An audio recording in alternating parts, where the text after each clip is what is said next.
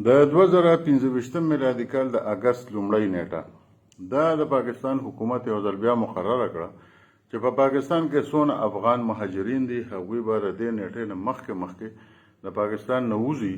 ګنې د 2015 میلادي کال د اگست په لومړۍ نیټه به د ترهګرو پر ضد باندې او ورسره دغه شان د افغان مهاجرینو پر ضد باندې یو لوی کریک ډاون شروع کیږي.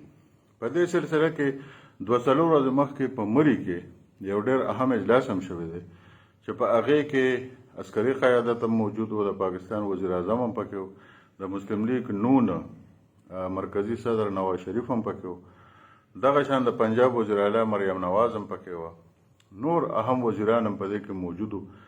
خرم دستګیر دا خبره کړې ده چې په دې کې خو یو دا فیصله شوې ده چې د ترهګرو پر ضد کومې کاروایانې کېږي نو په دې کې موږ د خیبر پښتونخوا حکومت ځان سره ملګری کوو، ځکه چې دا د سیاسي حکومتونو کار دی او د صوبایي حکومت د مرستې نه بغیر دا کار ګران کار دی. خو د افغان مهاجرینو پر ضد دا فیصله شوې ده چې دا به د اګست د لومړۍ نیټې نه د دوی پر ضد باندې په ټول پاکستان کې کریک ډاون شروع کیږي او په هره طریقه به دا له پاکستان نه ویستل کیږي.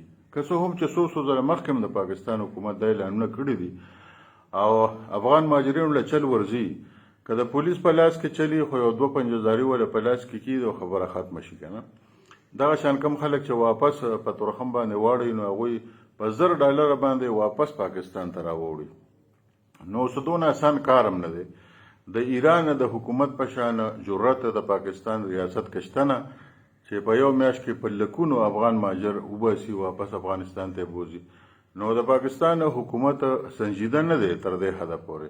خو اوس به ګورو چې د اګست په لومړۍ نیټه دوی ویلي دي چې موږ کریک ډاون شروع کوو او ټول افغان مهاجر د پاکستان نه وباسو او صرف هغه افغانان به په پاکستان کې وي چې هغوی سره پاسپورټ وي د افغانستان او په هغې باندې د پاکستان ویزه وي.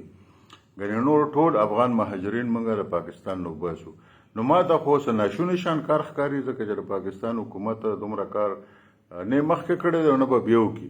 خو بهرحال یو اعلان نو موږ چې تاسو ته در ورسوو.